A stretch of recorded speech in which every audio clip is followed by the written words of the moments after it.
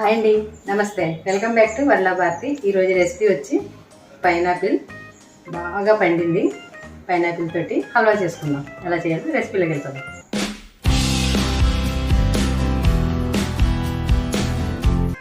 ముందుగా బాగా ముగ్గిన పైనాపిల్ని తీసుకుని శుభ్రంగా కడిగి ఇది ముక్కలు చేసుకోవాలి. పైనుంచి చెక్కు తీసాక ముక్కలు చేసుకోవాలి. ఇప్పుడు ఈ ముక్కలుగా చేసుకోవాలి, చిన్న చిన్న ముక్కలుగాను. ఇవన్నీ ముక్కలు చేసుకుని చూపిస్తాను. స్టవ్ వెలిగించి కళాయి పెట్టుకుని 1 స్పూన్ నెయ్యి వేసుకుని డ్రై ఫ్రూట్స్ వేయించుకుందాం.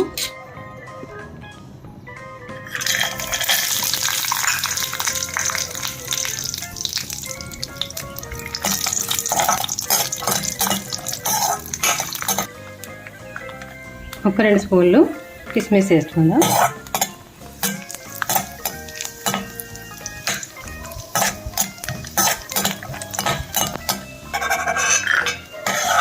ఇవి తీసి పక్కన పెట్టుకుని దీంట్లో కరాచీనోక వేయించుకుందాం. 1 కప్పు కరాచీనోక, ఇది 100 గ్రాములు ఉంటుంది.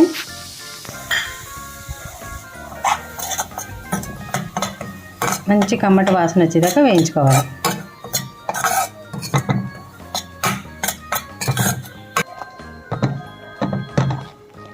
ఇది ఒక ప్లేట్లోకి తీసుకుందాం.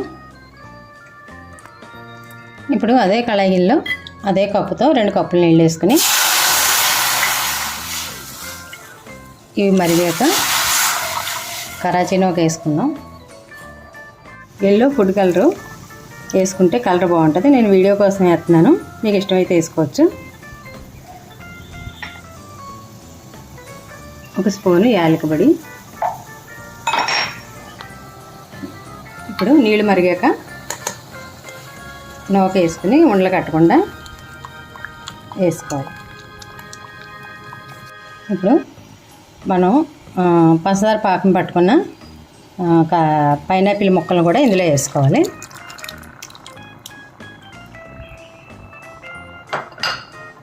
ఈ తీపి అది మీకు సరిపడగా వేసుకోండి. మీరు ఎన్ని పైనాపిల్ ముక్కలు తీసుకుంటే దానికి తగ్గట్టుగా టేస్ట్గా తీసుకోండి. ఇప్పుడు మళ్ళీ ఇది పాకం ఈ కరాచీనోకలో కలిసేదాకా ఇలా కలుపుకోవాలి, ఉండలు లేకుండా కలుపుకోండి. ఇప్పుడు ఇంకొక స్పూన్ నెయ్యి వేసుకుని వేయించిన డ్రై ఫ్రూట్స్ వేసుకుని మళ్ళీ ఒకసారి కలుపుకోవాలి.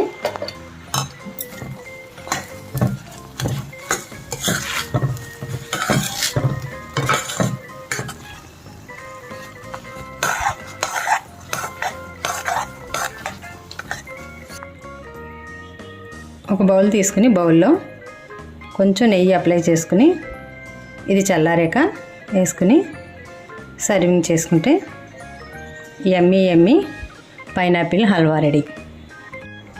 టేస్ట్ చూసి చెప్తాను. టేస్ట్ అయితే చాలా బాగా వచ్చింది. మీకు చేసుకోండి, మీకు ఎలా వచ్చిందో కామెంట్లో చెప్పండి. లైక్ చేయండి, షేర్ చేయండి, సబ్స్క్రైబ్ చేయండి, మన ఛానల్ని ఎంకరేజ్ చేయండి. మరొక మంచి వీడియోతోటి మళ్ళీ కలుసుకుందాం. బాయ్.